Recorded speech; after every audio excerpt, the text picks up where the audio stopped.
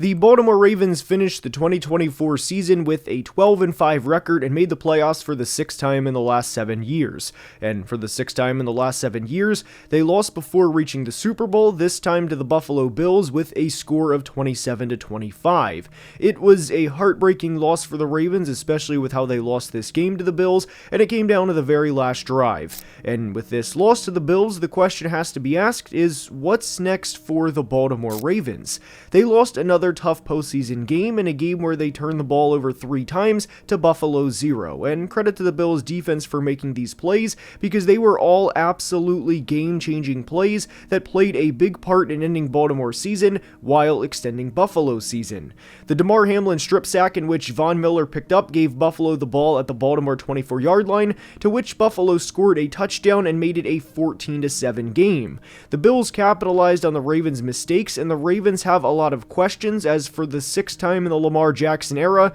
they failed to reach the conference championship game. Not the Super Bowl, of course, but the conference championship game. And in today's video, we're going to break down what's next for the Ravens. I don't think it's a simple answer because there are a lot of external factors that have to be discussed. And there is a lot to break down with this team, and without further ado, let's begin.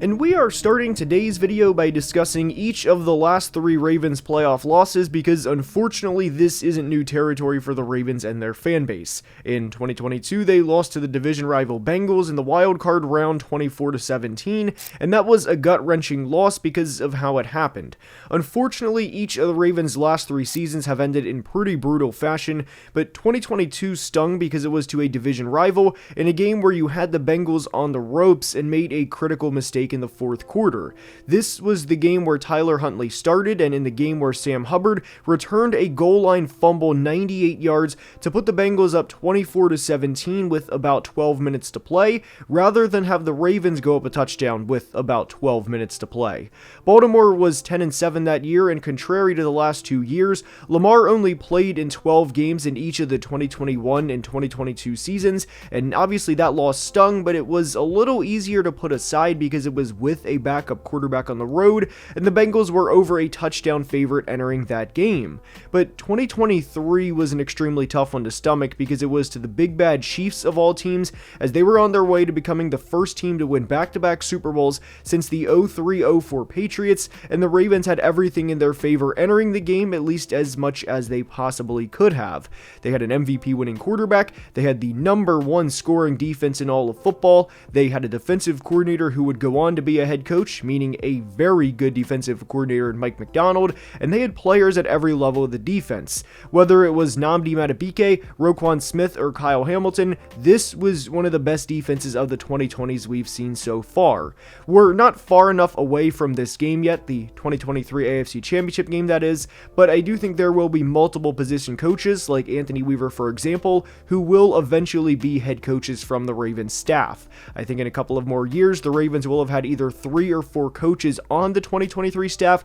that eventually become head coaches elsewhere, and they held the Chiefs to 17 points at home in the AFC Championship game. If you have an MVP quarterback, you are taking those odds 100 out of 100 times that you are going to put up more than 17 points and be on your way to going to the Super Bowl for the first time since 2012. But they didn't. Whether it was due to only running the ball 6 times for players not named Lamar Jackson, whether it was due to a Zay Flowers goal line fumble in what was one heck of a defensive play by the Chiefs, or whether it was due to triple coverage interception from Lamar Jackson, the Ravens unfortunately did not get the job done. And credit to Baltimore because they could have rolled over after this loss and said this was our best shot out of any of the past several years, but they didn't. They went out and brought in a future Hall of Fame running back in free agency in Derrick Henry, who would go on to run for over 1,900 yards and 16 touchdowns, as the Ravens would win the North for the 2nd consecutive year. Lamar Jackson had an unworldly 41-4 touchdown to interception ratio, and they put up over 500 points for the 2nd time in franchise history, 2019 of course being the other. They had 7 double-digit wins over the course of the 2024 season, and ran for nearly 300 yards against the arch-rival Steelers in the wild card round, in a game they pretty thoroughly dominated, by the way. They also knelt down instead of running the score up on the final drive of the game, only to lose in the divisional round of the playoffs, this time to Josh Allen and the Bills, and in a game where they turned the ball over 3 times, and in a game where they very easily could have walked out victorious. But now we're in a situation for the Ravens where they effectively went all in, and you can see that with the little amount of cap space they have entering the 2025 offseason. Per over the cap, they have around $17 million, which ranks 23rd in the NFL, and when you have to pay guys like Lamar Jackson, Roquan Smith, Marcus Williams, Ronnie Stanley, Mark Andrews, Marlon Humphrey, Nnamdi Madubuike, you get the point. You're not going to have enough money year after year after year to continue to pay everybody, and business decisions are going to be made. And even within that $17 million they have, it's not a true $17 million, because you have to factor in that you're going to have to fill the roster out with free agents, and then you're going to have to fill in the roster with the 2025 draft class. So that $17 million, I would personally say, is really more like $3 or $4 million, because if you sign a guy to a 1-year, $2 million contract, and a player would be Malik Harrison, a backup linebacker, for example, that obviously will eat into the cap space. Then you have to allocate money for your first round pick, your second round pick, and you get the point. So that $17 million really isn't a true $17 million, and a way the Ravens can free up a lot of money, ironic timing, is by cutting tight end Mark Andrews. Mark Andrews would get paid around $6 million in 2025, and they would save nearly $11 million by cutting him, and that makes a lot of sense. Mark Andrews had a down year in 2024 relative to the Mark Andrews we knew from 3 or 4 years ago, and obviously he didn't have a good final game, but I would argue that 2024 was really a down year for a couple of reasons. But the reality is, this is a what have you done for me lately league, and it would probably be a business decision for the Ravens. It also helps the Ravens that they have multiple tight ends to back up Mark Andrews or to fill that role, most notably in Isaiah Likely, but I also think Charlie Kolar could be a solid tight end too as well. There's not a lot of guys you can cut to be able to free up cap space, at least reasonably speaking. They're not going to call a team and say, hey, we have Lamar Jackson, a 2-time MVP, maybe 3-time MVP based on the year he had. All you have to do is take his contract so we can free up cap space. That is not a realistic scenario for the Baltimore Ravens in terms of what they would do in the 2025 offseason. They have done a pretty good job in terms of handling the cap and paying guys when they're due, like Nnamdi Madubuike, for example, who had a really good 2023 season, and a guy who they brought up and developed as they drafted him back in 2020, and he is now a Pro Bowl caliber player. They also made a good decision to trade for Roquan Smith for what I thought was pretty close to a bag of peanuts, as all they did to acquire a Pro Bowl linebacker was give up a second-round pick. They took advantage of a losing organization in the Chicago Bears wanting to unload a player to acquire draft capital in the Chicago Bears, and all they had to do is give up a late second-round pick because the Ravens know they're going to compete year in and year out. And to go back to them going all in the 2024 season, I am all for that every single time. There is a difference between the Ravens going all in entering the 2024 season and the Saints going all in entering every year since Drew Brees retired, thinking that somehow, some way, this was their year. Obviously, we know where each franchise is, and there's a reason the Saints are hiring yet another head coach, while the Ravens have been to the playoffs in 6 of the past 7 years. There's a difference between going all in, and there's levels to this, and we see that from successful organizations like the Ravens, like the Bills, and like the Chiefs every single year. But because the Ravens have done such a good job of managing contracts throughout the roster over the past couple of years, I think they really only have 2 options with Mark Andrews. They could trade him to a team like the Colts or Chargers who need a tight end, or, like we mentioned, save $11 million by cutting him. And we'll get more into what they could do this offseason after we have a quick word from today's sponsor.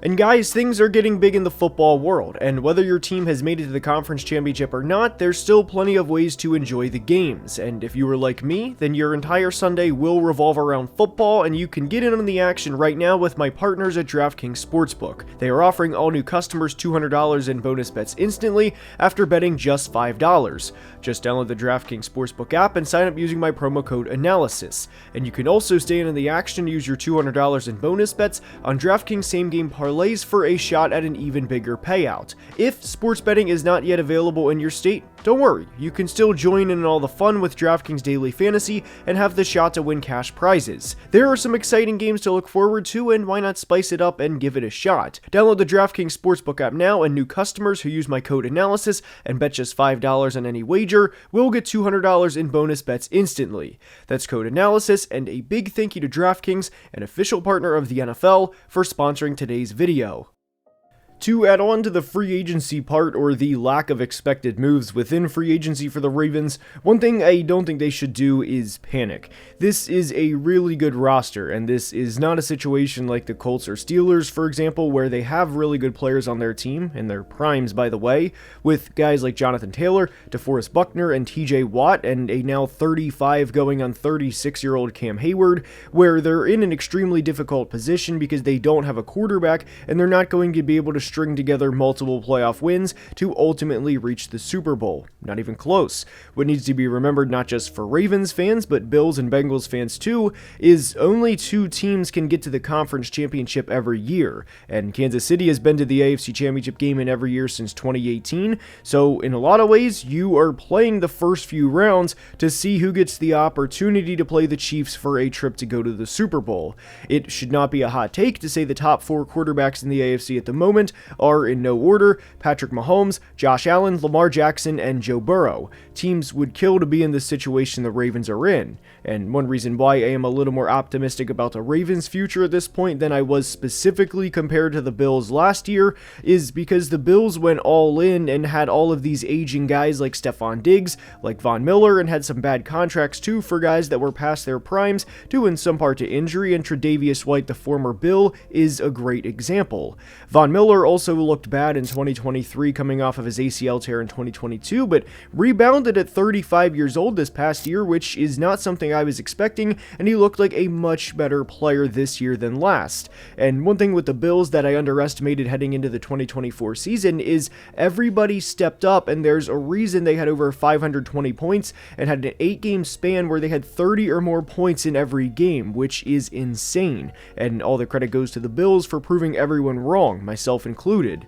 Now, it's definitely not as simple to say, well, why can't the Ravens do that in 2025? But my point is, the Ravens improved significantly down the stretch, especially defensively. The first half of the season, outside of a game here or there for Baltimore, ironically one of which was against the Bills in Week 5, they looked bad defensively. But things changed in the second half of the year, and all things considered, I thought the defense played fine in Buffalo in the divisional round. In terms of complementary football, the Ravens' defense was not set up for success in that game, not even close. Off of the 3 turnovers, Buffalo received the ball at their own 43-yard line, Baltimore's 24-yard line, and their own 46-yard line. And whether your defense is the 85 Bears or whoever, that is not setting your defense up for success. Buffalo had 10 points off of turnovers in a do-or-die game, and their defense stepped up and made plays to put their offense in advantageous situations. Buffalo, that is. It obviously doesn't help the Lamar playoff narrative, but one thing I do think the Ravens can take away positively from the game in Buffalo is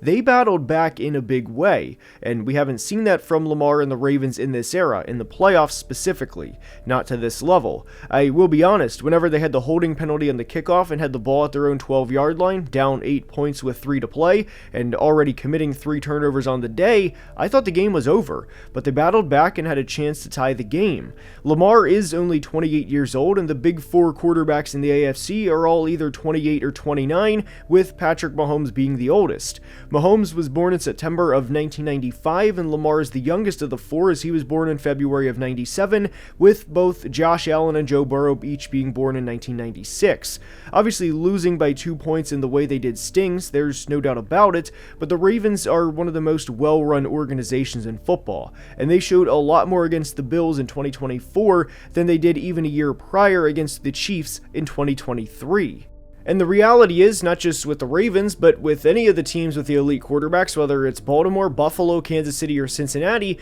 the rosters are going to change significantly through each of these guys' careers, and we've seen that especially with Kansas City and Buffalo, as they've traded players like Tyreek Hill, L'Jarius Sneed, and Stephon Diggs, and as we know, Cincinnati let a lot of guys walk in free agency, Jesse Bates, of course, being the most prominent. The Baltimore Ravens roster is going to look a little different in 2025 than it does right now, and I don't think there's a reality where Ronnie Stanley returns in 2025. I also think Mark Andrews is gone. So from a draft perspective, if Baltimore could bring in a guy like Josh Connerly from Oregon, a prospect I am very high on, and a guy who is a very athletic tackle, and a player that I think would transition seamlessly from Oregon to Baltimore, and a guy that has very quick feet, and believe it or not, was a former running back, that would fit well with the Baltimore Ravens, given how much they like to run the football in the first round, and then potentially draft a guy like TCU's Jack Besh, who is a big receiving prospect from TCU in the second round. That would make a lot of sense in terms of getting the Ravens back to where they need to be, which is to the conference championship game,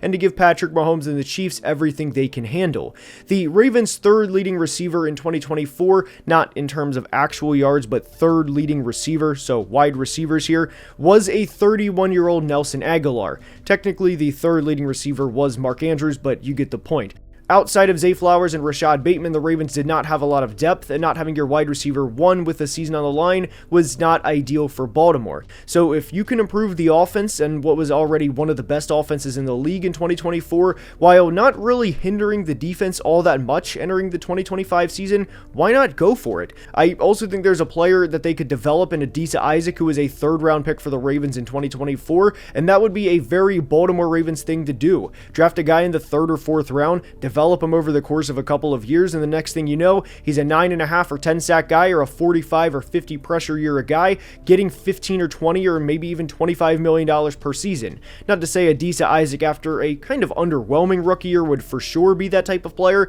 but we've seen this before from the Baltimore Ravens. They are one of the best organizations year in and year out, and ultimately I think it's a matter of time until they win the big game. I hope you enjoyed today's video, and if you did, please like and subscribe, as only about 46% of people watching are subscribed, and helps the channel tremendously. The goal is 200k subs by the NFL draft, and until next time, please be safe and have a great day. Love you guys.